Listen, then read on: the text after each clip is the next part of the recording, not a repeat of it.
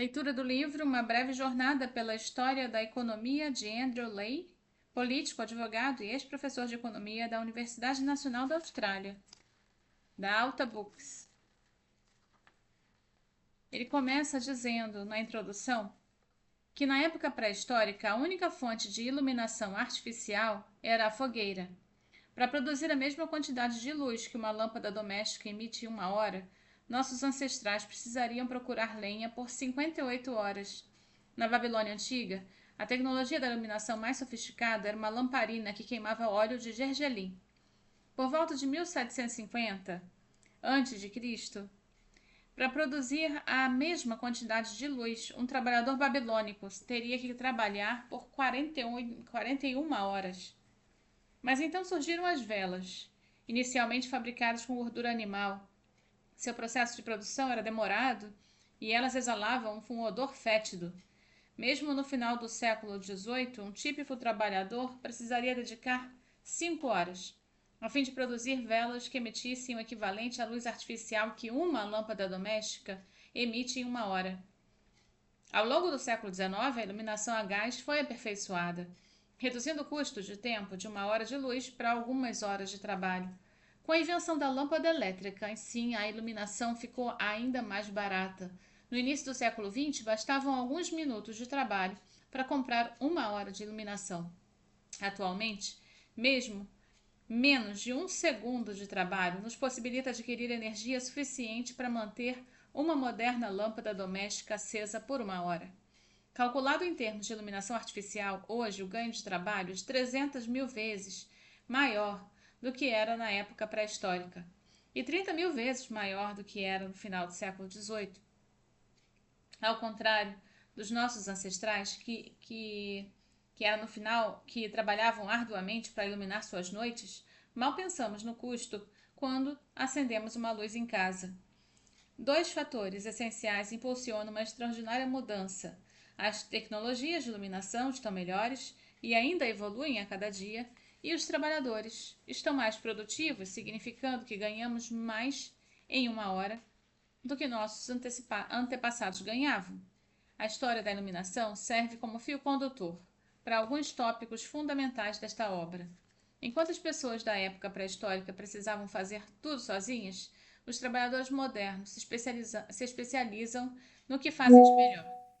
Os mercados nos possibilitam trocar nossa produção pela de outras pessoas. Os preços criam incentivos para produzir mais quando há escassez e menos quando há excedente. No entanto, o sistema de mercado está longe de ser perfeito. Desemprego, cartéis, congestionamentos no trânsito, pesca excessiva, poluição, são aqueles alguns dos problemas que vêm à tona quando os mercados falham. Este livro compacto narra uma história grandiosa, narra a história do capitalismo, de como o nosso sistema de mercado se desenvolveu, conta a história da disciplina da economia e de alguns dos principais personagens que a estabeleceram. Narra a história de como as forças econômicas moldaram a história mundial, porque a África não colonizou a Europa em vez do contrário. O que aconteceu quando os países ergueram barreiras comerciais e de migração na década de 30? Por que os aliados venceram a Segunda Guerra Mundial? Porque a desigualdade em muitos países desenvolvidos caiu durante as décadas de 50 e 60. Como os direitos de propriedade impulsionaram o surto de crescimento na China na década de 80. De que forma a mudança climática ameaça nossa prosperidade futura? Nessa obra você encontrará as respostas para essas perguntas e muito mais. A economia pode ser definida como uma ciência social que estuda a maneira como as pessoas maximizam seu bem-estar diante da escassez. Considera o comportamento das pessoas de forma individual, trabalhamos juntos, em famílias, em corporações, fora o modo como interagimos com mercados, em que compradores e vendedores determinam juntos o preço de equilíbrio. Além disso, a economia considera o que acontece quando os mercados fracassam e como as políticas públicas podem mitigar a pobreza, as mudanças climáticas e o efeito nos preços. Esse livro conta uma história que entrelaça microeconomia e macroeconomia. A microeconomia estuda como os indivíduos tomam decisões, enquanto a macroeconomia analisa a economia como um todo. Quase sempre, livros populares sobre economia se concentram em somente uma das duas. Então, obras como Freakonomics, Discover Your Inner Economist e Things That Made the Modern Economy apresentam a microeconomia aos leitores. Já livros como The Return of Depression Economics, Slouching Towards Utopia e This Time is Different ajudam a explicar a macroeconomia. A última obra, no entanto, sintetiza ambas as perspectivas. Embarcaremos em uma jornada cronológica pela história, explorando as escolhas dos indivíduos e a trajetória das sociedades inteiras. Críticos que enxergam a economia como algo deprimente, usurário ou limitado gostam de citar a descrição de Thomas Carlyle, que a chamou de a ciência lúgubre, a ciência sombria, ignorando a origem da crítica.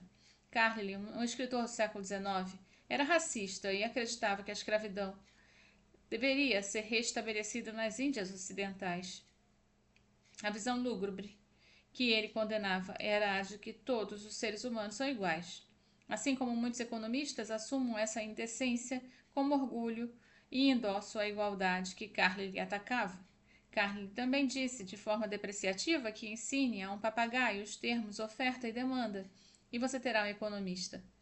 Gráficos de oferta e demanda podem ser úteis, mas os leitores não o encontrarão nessa obra, e certamente não é necessário ter estudado economia para apreciar as histórias que serão contadas. Aprender a pensar como economista pode melhorar sua vida. O segredo da nossa disciplina é que as percepções mais impactantes se originam de algumas poucas ideias, ainda que significativas, que qualquer pessoa consegue compreender. Eu já mencionei uma dessas ideias, os incentivos. Em competições esportivas, como um prêmio grandioso para o primeiro colocado e um prêmio insignificante para o segundo, o desempenho melhora. Os corredores correm mais rápido, os jogadores de golfe terminam com menos tacadas. Incentivos podem influenciar até a época em que os bebês nascem. Quando a Austrália estabeleceu um bônus de bebês para crianças nascidas a partir de 1º de julho de 2004, houve um recorde de nascimentos nesse dia. Por quê? Porque as gestantes postergaram os procedimentos de indução e as operações cesarianas para poder obter a recompensa financeira. Quando os Estados Unidos mudaram a taxa de imposto sucessório, a ocorrência das mortes também mudou, indicando que um pequeno número de pessoas adiou ou antecipou decisões médicas ou legais sobre registros de falecimento para minimizar suas taxas de impostos. Há um ditado que diz que a única certeza da vida é a morte e os impostos. Nesse caso, como as taxas de imposto sucessório foram alteradas, as taxas de ocorrência de mortes também sofreram alterações. Isso não quer dizer que a economia gire apenas em torno da ganância. Elinor Ostrom, a primeira mulher a ganhar o Prêmio Nobel de Economia, identificou diversos contextos, desde a atividade da pesca na Indonésia até florestas no Nepal, em que as pessoas cooperavam para gerenciar recursos escassos. Em seu discurso do Nobel, Ostrom criticou a tendência dos economistas de criar instituições para os indivíduos totalmente egoístas. É Nobel ou Nobel? Tenho essa dúvida. Ela argumentou que um dos principais objetivos da política pública deveria ser facilitar o desenvolvimento de instituições que tragam à tona o melhor dos seres humanos. Incentivos são importantes, mas me esforçarei para captar o otimismo de Ostrom e demonstrar que economistas também podem ser idealistas. Outra ideia significativa da economia é a especialização. Quantos de nós conseguem fazer um belo corte de cabelo? Trocar o para-brisa de um carro? Transformar uvas em vinho? Ou programar um aplicativo para o smartphone? Dedicando alguns meses, a maioria das pessoas conseguiria aprender a fazer cada uma dessas tarefas com um certo nível de competência. Mas a não ser que goste muito da experiência, a melhor abordagem é contratar o especialista e focar no que você faz melhor. Caso dedicasse a vida tentando ser relativamente bom em tudo, acabaria sendo equivalente humano de um canivete suíço, com uma lâmina meticulosa, ainda que complicada, uma tesoura incomodamente minúscula, uma chave de fenda pouco prática. A especialização profissional é um dos fundamentos da economia moderna. O processo de fabricação também se tornou especializado. Por exemplo, algumas cidades chinesas se tornaram especialistas na produção de um único tipo de produto. A cidade de Yiwu produz a maior parte das decorações de Natal do mundo. A cidade de Huludao fabrica um quarto dos trajes de moda praia usados globalmente. Danyang é conhecida como a cidade dos óculos. Taizhou, há muito especializada em produtos para banheiro, agora se tornou um centro global de inovação em vasos sanitários inteligentes. À medida que a especialização prospera, o comércio se torna inestimável. O Boeing 787 Dreamliner contém baterias do Japão, pontas de asa da Coreia do Sul, vigas de piso da Índia, estabilizadores horizontais da Itália, trem de pouso da França, porta de carga da Suécia e reversor de empuxo do México. Um smartphone comum poderia ter perfeitamente a seguinte descrição de fabricação: feito no mundo. Ao adquirir componentes e matérias-primas de fornecedores com menor custo, é possível produzir itens que de outra forma seriam inacessíveis se precisassem ser fabricados somente com materiais locais. Talvez o exemplo mais emblemático da especialização seja quando o designer Thomas Twites decidiu criar uma torradeira do zero, recorrendo ao próprio trabalho e usando matérias-primas que ele mesmo comprou. Twites obteve minério de ferro de uma mina desativada da Inglaterra, cobre de uma mina de país de Gales e mica de uma montanha da Escócia. Quando uma tentativa de derreter o aço em um alto forno caseiro fracassou, ele recorreu ao seu micro-ondas para derreter o minério de ferro. O invólucro de plástico veio do derretimento de lixo. Então, no fim das contas, o experimento da torradeira de Thwaites demorou 9 meses. Se fôssemos estimar o valor do seu tempo, com base no salário médio do Reino Unido da época, o custo da mão de obra foi de 19.000 libras, mais cerca de 1.000 libras em despesas. A torradeira de 20.000 libras de Thwaites custava aproximadamente 5.000 vezes mais do que se ele tivesse comprado uma torradeira de 4 libras em uma loja local. E as torradeiras compradas na loja funcionam? Funcionam. Então, quando Thwaites ligou a sua, ela funcionou por 5 segundos antes de começar a se autoderreter. Outro princípio da economia é que os acontecimentos importantes raramente são motivados por mudanças repentinas em termos de normas ou de cultura. Na maioria das vezes, mudanças drásticas decorrem de tecnologias novas ou de mudanças políticas. Se quer entender por que o comércio internacional prosperou nas décadas do pós-guerra, é útil saber sobre a invenção do container, padronizado em 1956, e a redução de tarifas aduaneiras por meio de rodadas consecutivas de negociações comerciais mundiais. Caso queira saber por que os jogos de basquete de hoje são mais emocionantes do que há meio século, considere o papel do relógio e da linha dos 3 pontos. Esse livro procura desvendar as forças econômicas ocultas que influenciam guerras, movimentos religiosos e transformações sociais. A história da economia começa com a Revolução Agrícola, que transformou comunidades de tribos caçadoras-coletoras em civilizações como o Egito Antigo, a Grécia e Roma. O comércio entre regiões foi possibilitado pelo transporte fluvial. O Grande Canal da China conectava províncias. A era da navegação, a vela, conectou a Europa, a África e as Américas, transportando produtos agrícolas, manufaturados e pessoas escravizadas em um comércio triangular extremamente lucrativo. A próxima grande revolução foi a Revolução Industrial, que deu início à produção manufatureira e impulsionou radicalmente o crescimento econômico. Junto com novos equipamentos tecnológicos, surgiram progressos intelectuais, e à medida que a disciplina da economia ganhava corpo, no início do século XX, a inovação da linha de produção permitiu a produção de carros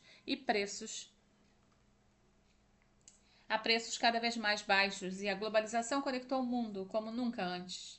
2 guerras mundiais e uma grande depressão romperam muitas dessas conexões, destruindo vidas, meios de subsistência e vínculos. Para muitos do mundo desenvolvido, pós-guerra foi um período de prosperidade compartilhada, mas o crescimento em outras regiões foi desigual. Na China, as primeiras décadas do regime comunista foram assinaladas por políticas arbitrárias que minaram o desenvolvimento econômico até a sua abertura para os mercados em 1978. Na Índia, a grande virada ocorreu nos anos 90. O crescimento em grande parte da Ásia resultou de uma crescente divergência entre os padrões de vida da região e o da África, com um crescimento mais tardio. No início do século XXI, a desigualdade em muitos países havia aumentado drasticamente. Hoje em dia, grande parte da economia se concentra em problemas de falha de mercado. Uma proporção substancial da política de concorrência é motivada pela restrição do poder no monopólio. Uma das preocupações fundamentais da macroeconomia, preconizada por John Maynard Keynes, é a redução do desemprego. A política climática aborda a falha do mercado, que faz com que a poluição seja lucrativa para as empresas, ainda que devastadora para o planeta. Do mesmo modo, a economia comportamental admite que os seres humanos nem sempre se comportam como máquinas frias e calculistas, que buscam maximizar a felicidade. Mesmo que tenham a tendência de fugir da lógica à maneira sistemática, à medida que a disciplina da economia evoluiu, tanto a teoria quanto os dados possibilitaram que os pesquisadores elaborassem modelos de comportamento humano melhores, fazendo com que a economia ficasse mais interessante e útil. Mas antes de chegarmos no Homo economicus, devemos começar do início, com a forma como a economia mudou nossa espécie, o Homo sapiens. Bem, esse livro ele foi publicado ano passado, então já sabemos que serão informações bastante recentes. Então, até a próxima leitura. Tchau, tchau.